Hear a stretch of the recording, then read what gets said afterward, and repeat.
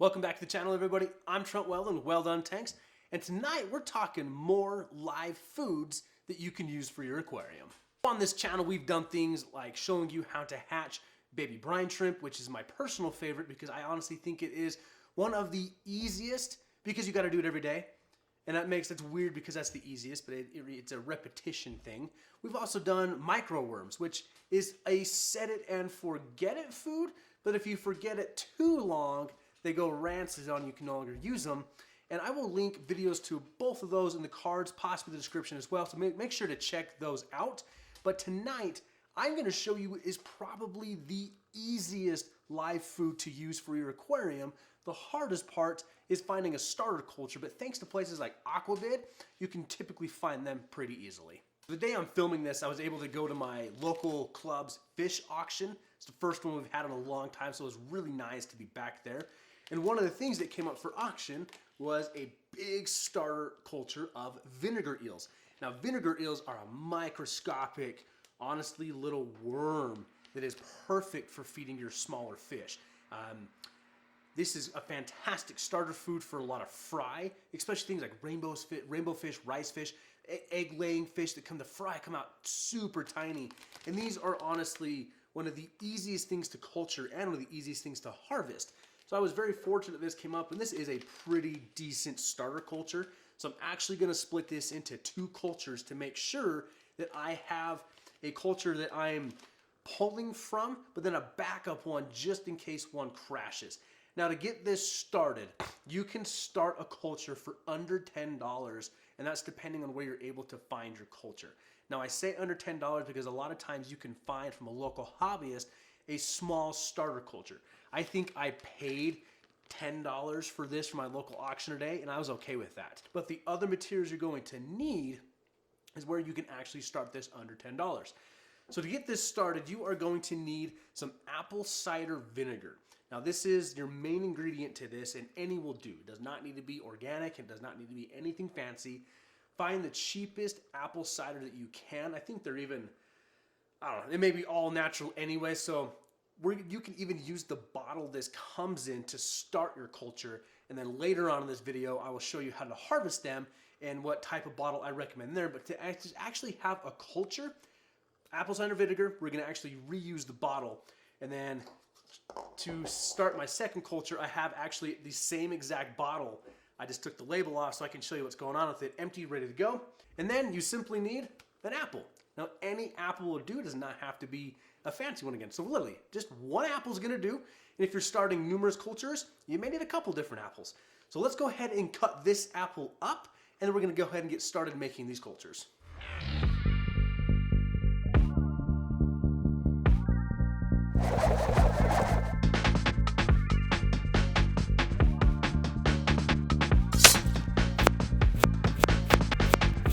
So now that you have your apples cut up, we need to now prep the containers to actually hold your vinegar eel culture.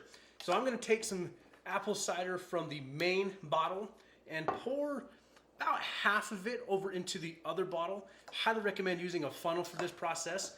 Now, you do want a fair amount of apple cider vinegar for each culture, but I feel that with what I have, I can split this between each, and pouring half of this cider into this other bottle is going to vastly improve my options here and chances of having two successful cultures instead of just one successful culture. And we'll call that about half. Yeah, I mean, that's gonna be so close. You can't see with the label on there. We're gonna call that about half. And then don't get rid of that funnel just yet, but I recommend, I'm gonna take a paper towel, we're gonna set that off to the side.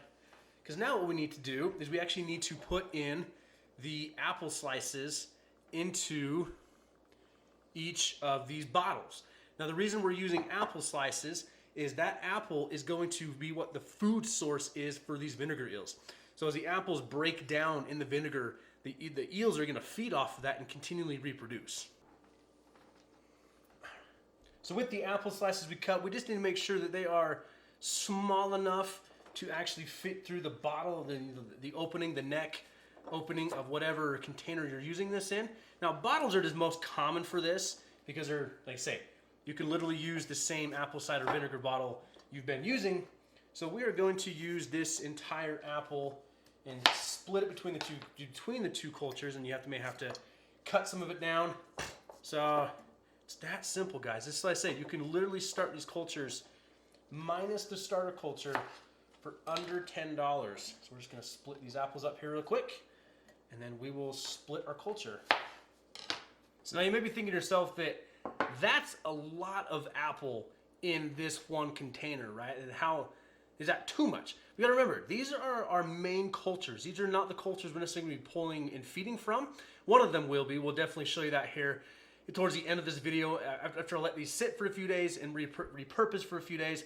But you definitely want a lot of food source in here because this one main culture, this can last for up to a year without anything properly done to it. So it's what's so easy about these vinegar eels.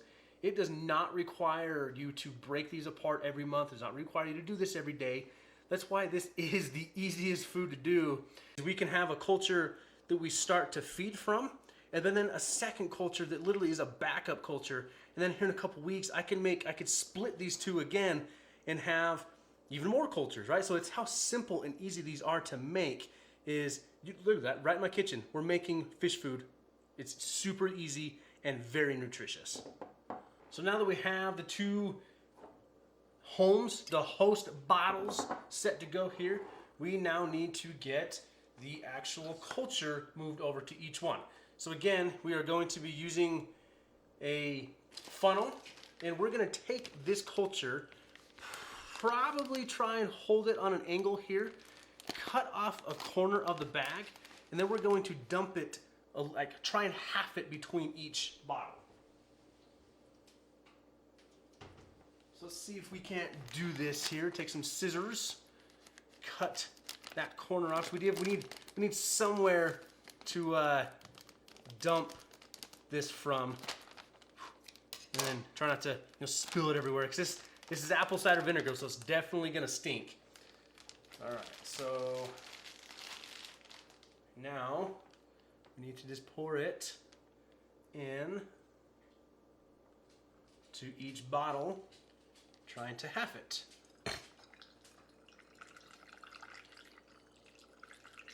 And this is also why I used the main bottle from each one, or the main bottle of apple cider vinegar, and then poured half into another bottle, is because I'm adding the vinegar that's with the eels to each bottle, and I needed the space to actually add the cultures. There we have it. So it really is that simple in culturing vinegar eels.